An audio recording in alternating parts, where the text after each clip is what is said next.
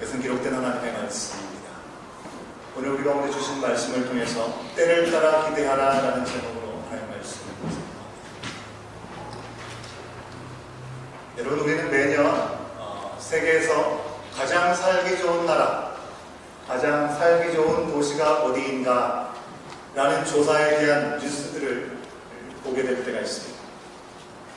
여러 기관에서 조사하다 보니까 조금씩 다른 부분들이 있긴 하지만 대략적으로 비슷한 내용들이 우리 가운데 전해집니다. 여러분, 이 순위에는 각 나라 도시를 정치적이고 사회적인 안정도가 어느 정도인지, 또 범죄는 얼마나 많이 있는지, 또 개인의 안전은 어느 정도인지, 또 교육의 수준이랄까, 주택의 환경은 어떻고, 의료 서비스의 이용은 어느 정도인가, 또 대기의 오염은 어떠한가를 지표로 해서 다양한 요인들을 고려해서 순위를 매긴 것이라고 합니다. 작년에 이코노미스트라는 기관에서 조사한 결과를 보면 2018년도 대망의 1위 가장 살기 좋은 도시, 여러분 어디일 것 같으십니까? 캐나다일까요? 우리가 사는 캐나다가 아닙니다. 그럼 어디일까요? 캐나다에 견주어서 늘 경쟁 상대로 보여지는 나라가 있죠. 어디입니까? 호주가 좀 그런 것 같습니다. 호주도 아닙니다. 2018년도 세계에서 그리고 가장 살기 좋은 도시로 꼽힌 곳은 오스트리아의 빈입니다. 비엔나. 공감을 하시는 분들이 얼마나 계실지 모르겠습니다. 올해 머서라는 기관에서도 동일하게 오스트리아의 빈이 가장 살기 좋은 동네로 1위를 했다고 합니다. 여러분, 그냥 우리가 사는 동네는 어떻습니까? 여러분은 어떻게 생각하십니까? 대체로 캐나다의 도시들은 상위권의 순위를 늘 유지하는 것 같습니다. 그 중에 밴쿠버는 늘 상위에서 6위 사이에 머물러 있는 것 같고요. 그 높은 순위를 잘 유지하는 것 같습니다. 여러분, 나나이머는 별로 등장하지 않죠. 너무나 조그만 도시라서 그런지 모르겠습니다. 하지만 밴쿠버에서 살기 힘들어서 오시는 곳이 밴쿠버 아일랜드고, 또 은퇴하시고 오시는 곳이 이 밴쿠버 아일랜드를 생각하면 통계는 나오지 않을지 모르지만 그 어느 곳과 비교할 수 없을 정도로 아주 좋은 곳에서 우리가 살아가고 있다라고 얘기할 수 있을 것 같습니다. 여러분, 일반적인 기준으로 볼 때 참 살기 좋은 곳에서 산다라고 할 수 있는 것이죠. 그런 기준을 생각하면 우리 참 감사한 곳에서 감사한 이유들이 참 많다라는 생각을 늘 가져야 될 줄 압니다. 근데 한 가지 우리가 신앙생활을 하는 존재들이기 때문에 감사한 것에 더해서 우리가 이 감사, 편안함과 안정을 누리는 삶이기 때문에 영적으로 우리가 안주하지 않도록 하기 위해서 늘 영적인 긴장감을 놓치지 않고 살아야 되는 것은 참으로 우리 가운데 중요한 몫이 아닌가, 그런 생각을 해봅니다. 그런 의미에서 우리 옆에 분들한테 한번 인사하시겠는데요. 여러분, 지난주에 우리 인사했던 거 기억나십니까? 감사합니다. 지난주에 우리 뭐라고 했겠습니까? 한번 따라하겠습니다. 살만하다고. 크게 한번 따라해요. 살만하다고. 산만해지지 맙시다. 자, 우리 옆에 분들한테 살만하다고 살만해지지 마세요.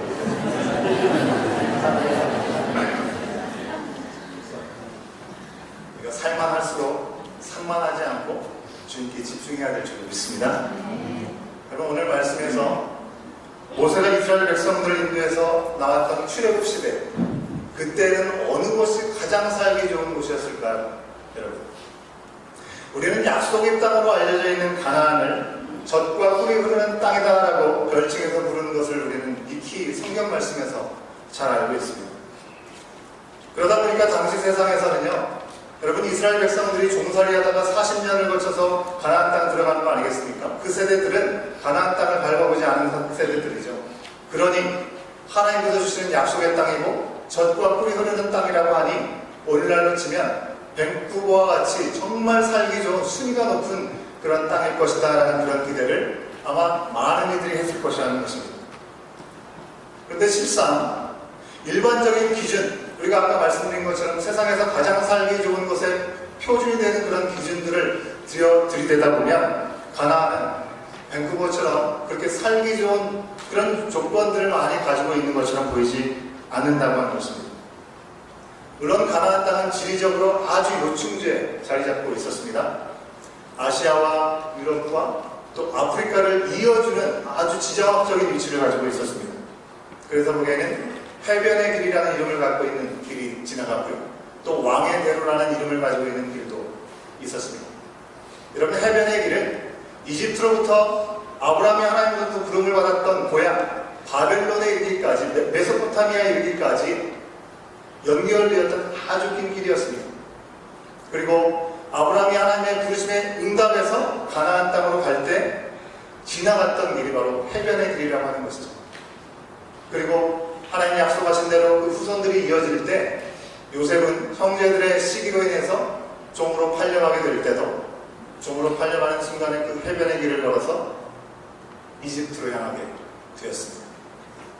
하나님의 놀라운 계획 가운데 요셉은 비록 힘들고 어려운 순간을 보내야만 했지만 하나님께서 요셉을 예비하심으로 이 야곱의 가족이 기근으로 인해서 피해갈 수밖에 없는 상황에서도 이 해변의 길을 따라서 70명의 가족은 이집트로 향해 갔다는 것입니다.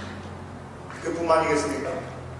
우리 예수께서 이 땅에 인간의 몸으로 태어나실 때 헤롯 대왕이 두려운 나머지 어린아이들을 모두 죽이라는 명령을 내리게 되었죠.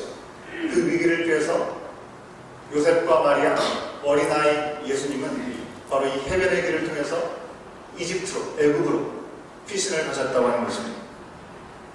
여러분, 성경 속에서도 자주 등장하는 이 길은 당시의 세계 가운데 너무나 중요한 도로였다는 것이죠. 바로 이 길이 가나안을 지나고 있었습니다. 이와 더불어 중요한 도로였던 왕의 대로라는 이름을 가진 도로가 있습니다. 민수기에 등장하고 있죠. 이스라엘 백성들이 하나님의 말씀에 온전히 순종하지 못하고 불뱀으로 인해서 모두 죽임당할 수밖에 없는 순간이 왔을 때 하나님께서는 모세를 통해서 노뱀을 만들어 달아 올려라. 그것을 보는 이들은 다 구원을 얻을 것이다 말씀하셨습니다. 바로 불뱀을 통해서 노뱀의 구원의 역사가 일어나는 것이 왕의 대로였습니다. 여러분, 이처럼 가나안은 문화적으로, 상업적으로, 군사적으로 볼 때 아주 요충지였습니다. 하지만 실제로 거주하면서 살아가기에는 가장 좋은 곳은 못 되었습니다. 특별히 모세와 이스라엘 백성들이 그 전에 살던 이집트를 경험하지 않았습니까? 이집트와 비교했을 때는 결코 이 가나안 땅이 그렇게 매력적이지 않았다는 것입니다. 여러분, 제가 가끔씩 전에 제가 사역했던 곳들을 말씀드리곤 하는데요. 그동안 이름만 들어도 사람들이 부러워할 만한 유명한 휴양지에서 제가 사역을 하지 않았습니까? 괌에서 사역을 했고 또 제주에서도 관광단지라고 하는 중문 지역에서 사역을 하면서 살았었습니다. 그런데 그곳들에 관광을 오셨던 지인들이나 가족들이나 또 친구들이 거기 와가지고 만나게 되면 한결같은 말을 했습니다. 뭐라고 했을까요? 너무 부럽다고. 이렇게 아름다운 데서 사니까 얼마나 좋냐. 그런 얘기를 항상 했습니다. 그러면 여지없이 저 또한 늘 똑같은 얘기를 했습니다. 저는 뭐라고 했을 것 같으세요? 정말 좋으시죠? 한번 살아보세요. 저는 그렇게 얘기했습니다. 여러분, 사는 것과 잠시 머무는 것은 많은 차이가 있는 것 같습니다. 가나안 땅은 위치상으로는 많은 사람들이 머물고 지나갈 수 있는 곳이지만 정착해서 살기에는 정말 많은 한계들이 있었다는 것이죠. 그곳은 늘 물이 부족했습니다. 물이 부족하기 때문에 적절한 비가 내려주지 않으면 가뭄으로 인해서 살 길이 열리지 않았다는 땅이라고 하는 것입니다. 비가 많이 내리면 엄청나게 큰 강줄기가 생기지만 비가 내리지 않으면 언제 그 자리에 물이 있었나 싶을 정도로 완전히 말라버리는 돌짝밭이 되고 마는 곳이라고 하는 것이죠. 게다가 이집트와 달리 평원이 아닙니다. 계곡과 골짜기가 너무나 많아서 물이 있는 곳에 함께 오이게 하고 그 물을 댈 수도 있는 길이 없다고 하는 것입니다. 그래서 성경 말씀에 보면 이 믿음의 조상이 움직이면서 갈 때마다 어떻게 찾아갑니까? 가는 곳마다 물이 있는 곳을 찾아가죠. 우물을 팠다고 하는 것입니다. 우물을 파고 또 움직이게 되면 우물을 팠습니다. 물이 충분치 않았다는 것을 우리 가운데 강조해 주는 것이죠. 그렇게 이 지역에서는 농업을 하지 않고 목축을 했습니다. 반면에 그들이 떠나온 이집트를 한번 생각해 보십시오. 이집트는 나일강의 선물이라는 이름을 가질 정도로 물이 수자원이 아주 풍성했습니다. 나일강은 지금의 우간다의 북쪽에 있는 빅토리아 호수로부터 무려 6,670km라는 어마어마한 길이에 이르기까지 강줄기가 흘러가고 있습니다. 여러 강줄기가 모여서 나일강의 삼각주 습지를 이루게 되는 것이고, 그 물은 결국 지중해로 향해 나아가게 되는 것이죠. 고대 출애굽기가 있었던 그 시대에 나일강은 무려 1200m, 1200km나 되는 아주 긴 물줄기를 가지고 있었다고 하죠. 여러분, 우리 대한민국의 한강이 아주 크지 않습니까? 지류는 제외하고 볼륨만 생각한다 하더라도 그 길이가 얼마나 되는지 여러분 아십니까? 514km나 된다고 합니다. 한강도 엄청나게 긴데 그거의 2배가 넘는 그런 강줄기를 갖고 있었던 곳이 이집트였다고 하는 것이죠.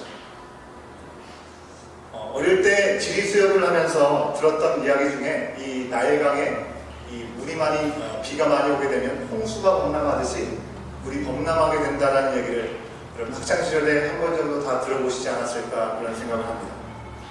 중앙 아프리카로부터 시작되는 이 우기가 되면 6월부터 내리는 비로 인해서 이 나일강 옆으로 범람하게 되는 것이죠. 그리고 9월 달까지 비가 내리고 그 후에 물이 점점 감해지고 마르게 되면 무려 이 강 주위의 10km의 반경에 있는 그 땅들이 비옥한 땅이 되어서 씨만 뿌려도 싹이 나고 많은 열매를 맺을 수 있는 비옥한 땅이 되었다고 하는 것입니다. 이처럼 이집트 땅은 너무나 옥토라고 하는 것입니다. 물이 수자원이 풍부했고요. 그뿐만 아니라 무엇인가를 옮겨야 되는 길에 수로로도 아주 중요한 역할을 하는 것이 바로 이집트 땅이었습니다. 여러분, 이런 점을 생각해 보면 지금 가나안 입성을 앞두고 있는 이스라엘 백성들의 마음은 어쩌면 좀 다소 복잡했을 수 있을 것 같습니다. 만약 하나님께서 말씀하신 대로 그저 대적을 물리치고 그 땅을 차지하게 하신다 할지라도 이 땅이 정말 이집트만큼 좋은 땅? 그런 것 같지는 않은데 라는 생각을 그들이 가질 수 있었겠죠. 이집트에서는 노예이긴 했지만 적어도 비 걱정을 하지 않았습니다. 그리고 먹을 것 걱정하지 않았어요. 그런데 이제 이 땅에 들어가게 되면 주인이 된다는 놀라운 은혜가 임하게 되지만 날마다 걱정하며 살아야 되는 그런 처지가 된다는 생각을 그들이 왜 하지 않았겠습니까? 여러분, 이런 내용을 우리 지금의 상황으로 좀 빗대어서 좀 설명하는 게 좀 쉬울 것 같습니다. 우리 교회 요식업에 종사하시는 분들이 참 많으시죠? 여러분, 안정적으로 장사가 잘 되는 스시 레스토랑에서 고용인이 되어서 바쁘게 일을 합니다. 그런 분들은 큰 염려가 없죠. 내가 해야 되는 일들 좀 고달프지만 열심히 하면 되는 것이죠. 그런 분이 독립원에서 작은 스시 투고집을 열게 되었습니다. 근데 이제 내가 오너가 되었으니까 내가 원하는 방향대로 편하고 좋은 대로 감당할 수 있게 되었지만 아직은 손님들이 확보되어지지 않았기 때문에 그날 상황에 따라서 가게 매출 때문에 울기도 하고 웃기도 하는 그런 상황들이 반복되는 것과 비슷한 그런 상황이라고 생각해 볼 수 있겠습니다. 여러분, 그런데 오늘 말씀에서 모세는 이스라엘이 품고 있는 이러한 염려들을 알고 전혀 다른 측면으로 그들 가운데 이야기를 하고 있다는 것입니다. 10절 말씀에서 모세는 이스라엘이 들어갈 땅은 그들이 나온 이집트와 같지 않다라고 분명히 모세도 이야기합니다. 이집트 땅과 가나안 땅은 누가 보더라도 너무나 다른 모습이었습니다. 하지만 그 차이에 대해서 이스라엘 백성들은 부정적인 생각으로 염려를 할 수 있을 때 모세는 믿음의 눈으로 전혀 다른 방향으로 그들 가운데 이야기를 합니다. 모세는 이스라엘이 들어가 차지할 이 가나안 땅에 대해서 11절 말씀에 보시면 산과 골짜기가 있어서 하늘에서 내리는 비를 흡수하는 땅이다 라고 얘기를 하고 있습니다. 산과 골짜기가 많은데 비를 흡수해버리는 땅이라고 얘기하고 있습니다. 12절에는 뭐라고 얘기합니까? 내 하나님 여호와께서 돌보아 주시는 땅이라고 말씀하고 있습니다. 하나님이 친히 돌보시는 땅이다 라고 얘기하고 있는 것입니다. 어떻게 돌보아 주시느냐? 이어지는 말씀에 보면 연초부터 연말까지 여호와의 눈이 항상 그 땅 위에 있어서 연중무휴로 도와주신다라고 얘기하고 있는 것입니다. 여러분, 산과 골짜기가 있는 하늘의 비를 흡수해버리는 땅은 부정적으로 말하면 어떤 얘기가 되겠습니까? 평상시에 흔하게 물을 얻을 수 있는 곳이 아니라는 얘기입니다. 물이 모자라면 하늘만 바라봐야 되는 상황이 있는 땅이 바로 그 땅이라고 얘기하는 것이죠. 하지만 모세는 이런 부정적인 현실을 말하려고 이렇게 얘기하는 것이 아니라 이곳으로 너희를 인도하신 주님께서 이런 상황이기 때문에 쉬지 않고 너희를 지켜주시고 너희를 돌보시고 함께 하실 것이다 라고 소망의 약속을 주고 계시는 것입니다. 여러분, 10절 말씀을 우리가 같이 한번 확인해 볼까요? 10절 말씀을 볼 때요, 그들이 살았던 애국 땅에 대해서 모세는 어떻게 이야기하고 있는지를 볼 필요가 있습니다. 모세는 누가 보더라도 물이 풍부하고 농사가 저절로 잘 되는 땅이라고 얘기하지 않습니다. 우리 10절 말씀 함께 읽습니다. 시작. 내가 들어가 차지하려는 땅은 내가 나온 애국 땅과 같지 아니하니 여기에서는 너희가 파종한 후에 발로 물대기를 채소밭에 댄 것 같이 하였거니와. 여러분, 애국 땅에 대해서 뭐라고 얘기합니까? 파종한 후에는 발로 물대기를 채소밭에 댄 것 같이 쉬지 않고 일을 해야 되는 곳이었다라고 얘기를 하고 있는 것입니다. 사람이 끊임없이 수고하고 애써야 살 수 있었다는 것을 이와 같이 모세는 표현하고 있는 것이죠. 분명히 물이 많긴 합니다. 물이 없으면 어떨까 걱정할 필요는 없겠죠. 하지만 그 물을 가지고 얼마나 힘겹게 살아갈 수밖에 없었는지 모세는 종살이 했던 그 이스라엘 백성들한테 상기시켜주고 있는 것입니다. 분명히 애굽 땅은요, 나일강을 통해서 큰 선물을 받았습니다. 그 물을 평원에 골고루 대느라, 하지만 끊임없이 그들은 일할 수밖에 없었고요. 그 일한 결과의 대가는 어떻습니까? 그들이 그 불을 축적하고 누릴 수 있었던 것이 아니라 그 모든 부유함은 고스란히 바로왕의 신전으로 들어가고 바로의 무덤으로 향해 갔다는 것입니다. 이스라엘 사람들은 하나님께서 계획하심에 따라 이집트에 들어가게 됐죠. 그곳에서 정말 노예로 사는 동안에 이런 수고와 고통의 시간들을 아주 충분히 겪었습니다. 얼만큼요? 하나님, 우리를 제발 구원하여 주시옵소서. 모세를 부르셔서 그 백성을 이끌어내야 될 정도로 그들은 처참한 상황들을 살았다고 하는 것입니다. 죽도록이라고 기본적인 건 먹을 수 있었지는 모르지만 기본적인 인권도 보장되지 못하는 참으로 처참한 시간들을 그들은 살았습니다. 하나님의 종이 아니라, 하나님의 일꾼이 아니라 그저 사람의 종으로. 그들이 한 노고의 결과는 무엇입니까? 그저 그들의 주인이 다 누릴 뿐이었다는 것이죠. 그런 그들이 광야에서 자주 이집트에서 먹었던 것, 누렸던 것을 회상하면서 그때로 돌아가고 싶었던 참으로 어리석은 그들의 모습들을 우리 가운데 보여주고 있는 것이죠. 하나님은 이제 그런 그들에게 사람의 종이 아니라 하나님의 종, 하나님의 백성이 되어서 하나님의 말씀을 지키고 또 온갖 복을 그 가운데 누리면서 그들 가운데 필요한 것들을 연중무휴로 도우시고 지키시고 채우시는 가나안으로 인도하셨는데, 가나안 문턱 앞에서 여전히 뭘 생각합니까? 이집트에 대한 향수를 그리워하고 있는 그들을 향해서 모세를 통해서 오늘의 말씀을 주고 계시는 것입니다. 이집트에서는 기본적인 의식주를 얻기 위해서 죽도록 일했습니다. 하지만 이제 가나안 땅에 들어가게 되면 하나님의 명령을 지킬 수밖에 없고 하나님과 함께 동행하면서 하나님께서 때에 따라서 가장 필요한 순간에 필요한 것들을 허락하시는 그 놀라운 은혜로 말미암아 필요한 곡식과 열매와 기름을 얻게 하실 거라고 모세는 다시 한번 그들 가운데 확인시켜주고 있는 것입니다.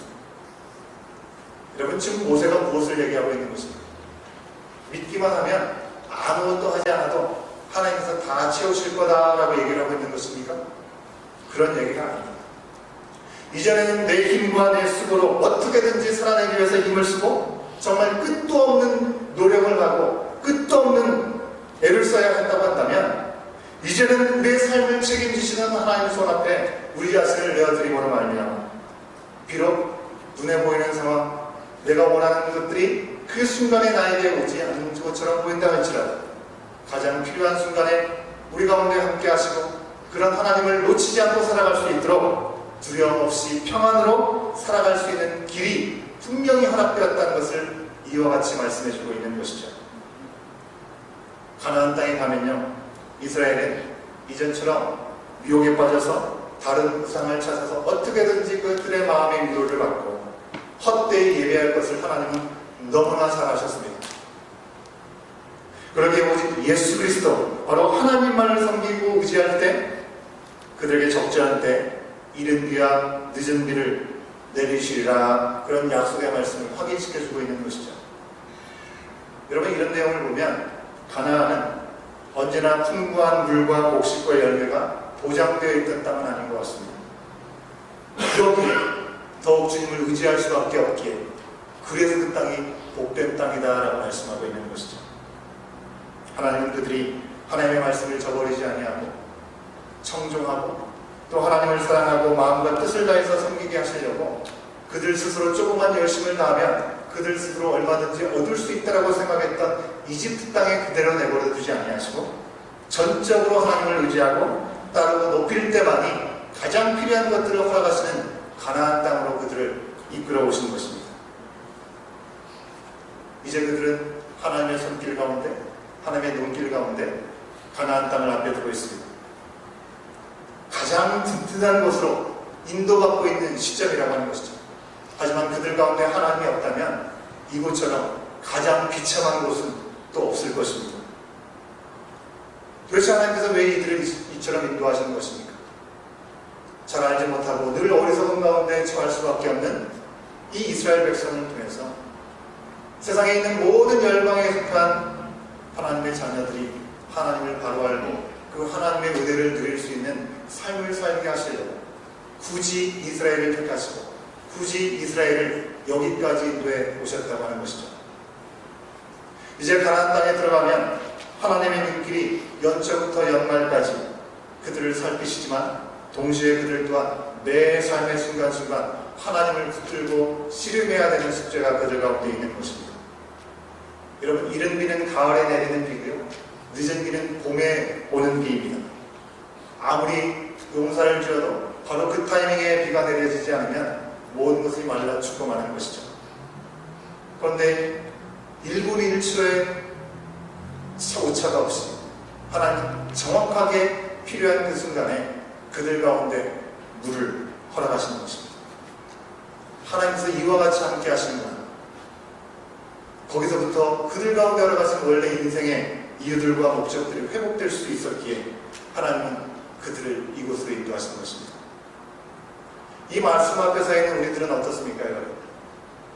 우리는 지금 가나안에 모아서 살고 있습니까? 아니면 이집트에서 구하며 살고 있습니까? 무슨 말입니까? 지금 우리는 때를 따라 채우시는 그리고 도우시는 하나님의 손길을 매 순간순간 맛보며 살아가고 있습니까?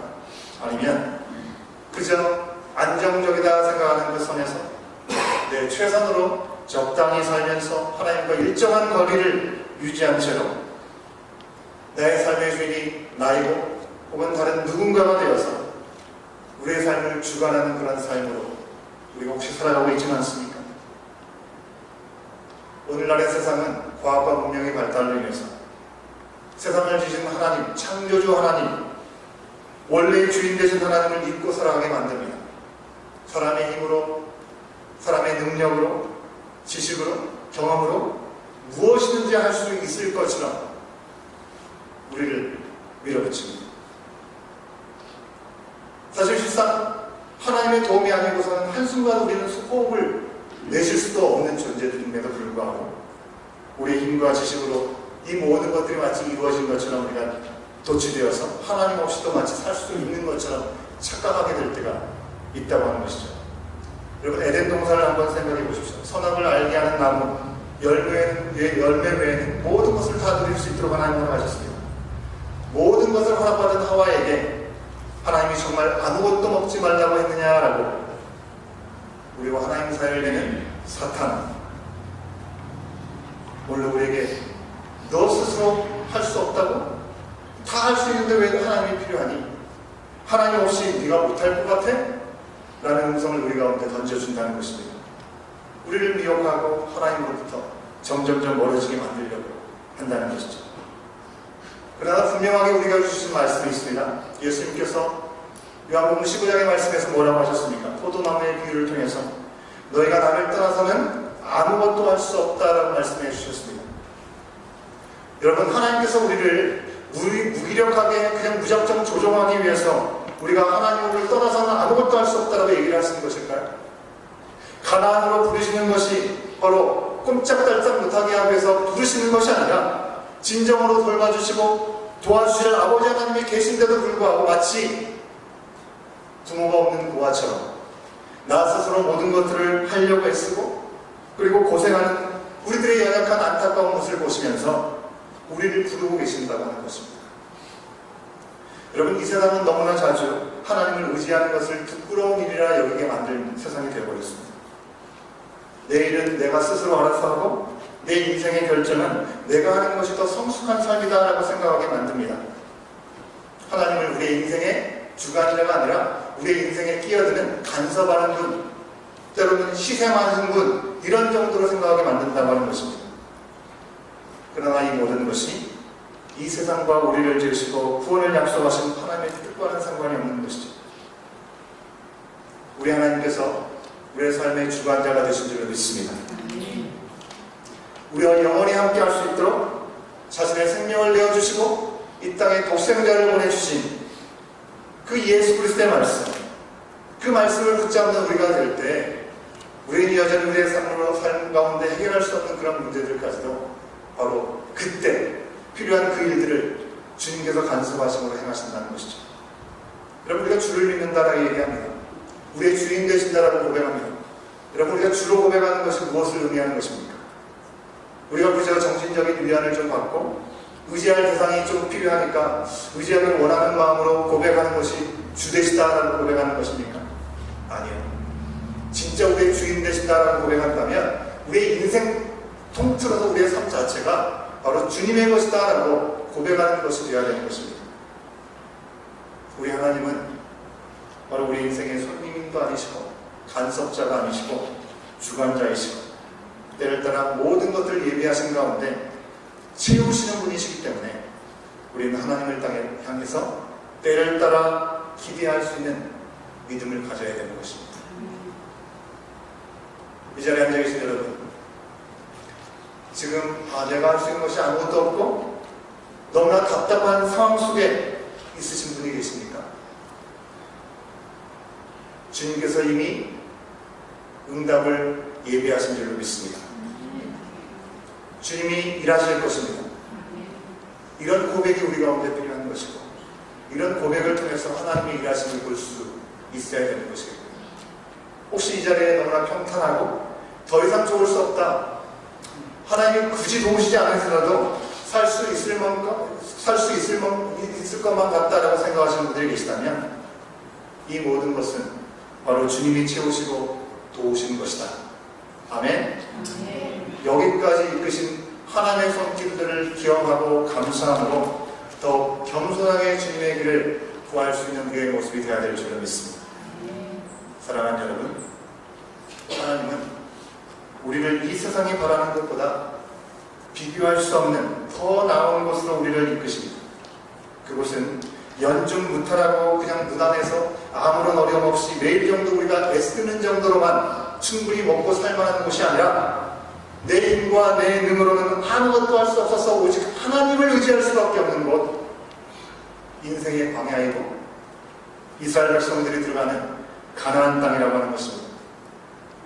그 자리를 통해서 때를 따라 도우시는 하나님의 놀라운 능력을 우리로 하여금 맛보기를 원하시는 것이죠. 여러분, 우리에게 허락하신 광야는 어디입니까? 광야의 한복판에 여러분 계십니까? 가나안 땅과 같은 어려움 가운데 계십니까? 주님만이 나의 힘이시고 나의 도움이라고 고백하면 더욱 주님만을 의지하고 살아가는 그 시간을 통해서 하나님은 우리가 생각지도 못하는 크고 놀라운 비밀이라는 것들을 우리 가운데 보여주실 것입니다.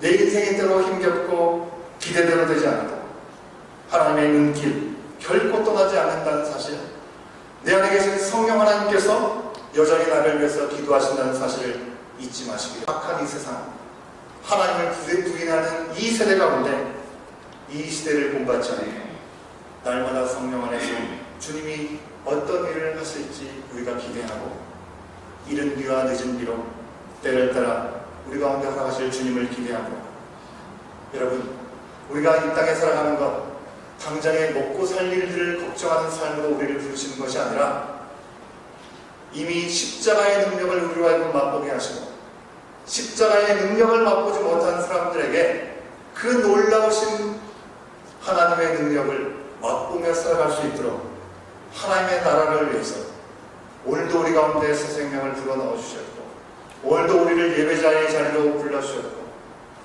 우리의 삶 가운데 때로는 광야와 같은 어려움의 시간들을 주시면서까지 그 하나님을 잊지 않고 붙들고 나갈 수 있도록 인도해 주고 계십니다. 이스라엘을 이방의 빛으로 삼으시려고 온전한 의지 없이는 한순간도 살 수 없는 가나안 땅으로 이끌으셨던 하나님께서 하나님의 도움 없이는 한순간도 살 수 없음을 고백할 수 있도록 더 주님을 구하고 그 주님과 함께 동행하고 마침내 주님의 뜻대로 쓰임받는 우리가 될 수 있도록 오늘도 우리 가운데 말씀하십니다. 때를 따라 기대하라 말씀하십니다. 이 말씀 앞에 믿음으로 응답하는 저와 여러분이 될 수 있기를 주의 이름으로 축원합니다. 기도하시겠습니다. 오늘도 하나님께서 우리 가운데 주신 말씀을